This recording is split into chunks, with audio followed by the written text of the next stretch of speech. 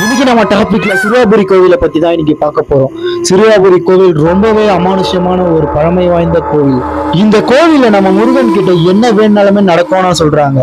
இந்த இடத்துல இருக்கிற மக்கள் எல்லாருமே தேடி இந்த முருகன் கிட்ட வர்றதுக்கான ஒரே ஒரு விஷயம் என்னன்னா, இங்க நம்ம வேண்டிட்டு போற எல்லா விஷயமுமே தடங்கள் இல்லாம நடக்கும்.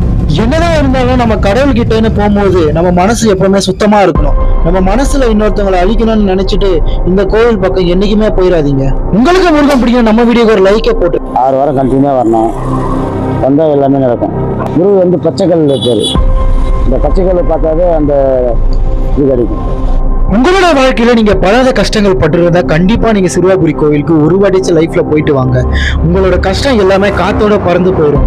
இங்க இருக்கிற முருகன் அவ்வளவு சக்தி வாய்ந்த முருகருங்க. இதை பத்தி ஃபுல் வீடியோ உங்களுக்கு வேணும்னா நீங்க கமெண்ட்ல பண்ணுங்க. இதை பத்தி ஒரு ஃபுல் வீடியோ நம்ம சேனல் இதுக்கப்புறம் வரப்போகுது.